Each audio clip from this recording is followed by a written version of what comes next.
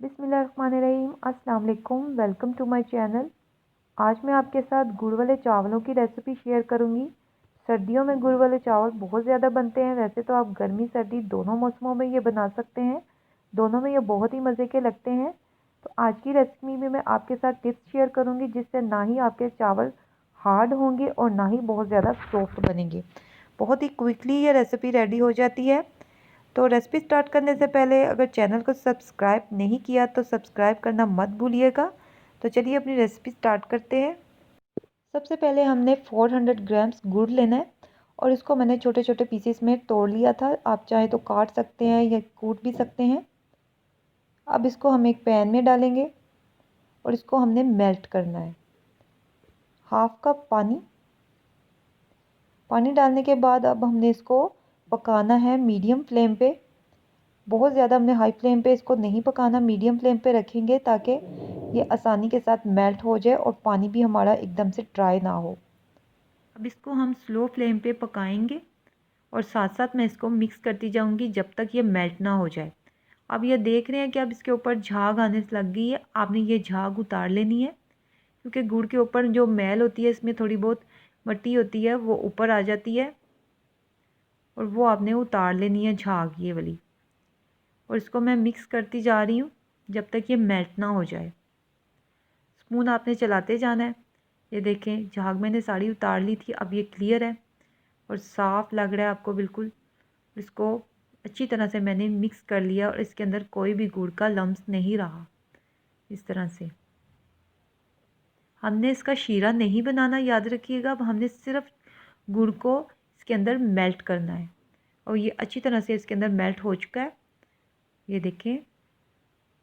और इसका मैंने कोई भी एक तार का दो तार का शीरा नहीं बनाया। अब हम अपने चावल बॉयल कर लेंगे। 500 ग्राम मैंने पुराने बासमती चावल लिए थे, वो मैं बॉयल कर रही हूँ। और ये प्लेन वाटर है, मैंने इसमें कुछ भी ऐड नहीं किया, नमक भी मैंने इसमें नहीं डाला। याद रखिएगा जब गुड़ वाले चावल बनाते हैं तो उसमें नमक ऐड नहीं करते। जैसे हम आम चावल बनाते हैं उसमें हम नमक डालते हैं, लेकिन इसमें हमने नमक नहीं ऐड करना। और इसको आपने पकाना है तकरीबन 95%। 3 कनी के चावल जो होते हैं वो आपने कुक कर लेने हैं, 1 कनी आपने छोड़ देनी है।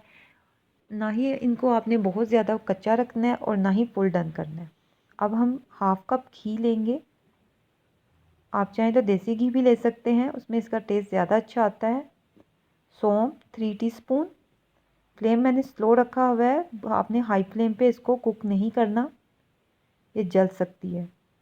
रेजन्स 3 to 4 टेबल स्पून, या अपनी मर्ज़ी से आप ऐड कर सकते हैं। अगर ज़्यादा पसंद करते हैं तो ज़्यादा डाल लें, अगर कम पसंद करते हैं तो कम भी डाल सकते हैं। अब इसको भी हम थोड़ा सा इसमें रोस्ट करेंगे,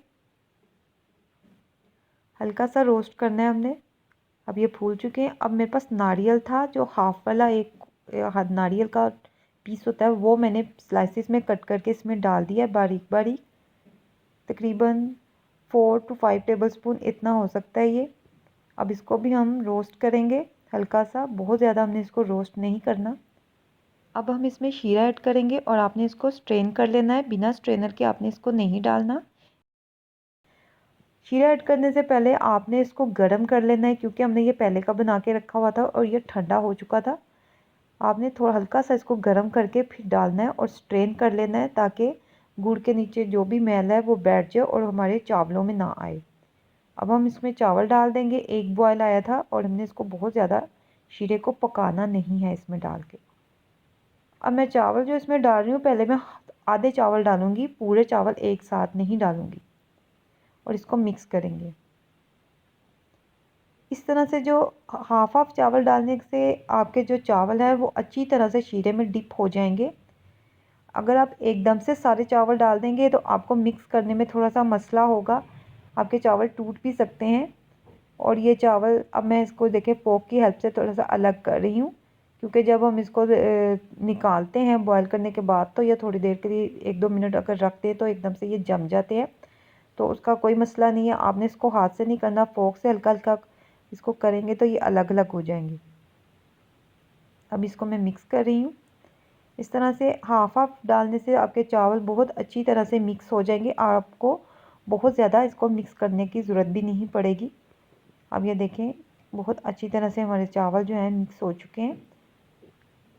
इसको मैं अब दम पे रखूँगी और इसको मैंने तकरीबन 10 से 15 मिनट के लिए दम पे रखना है।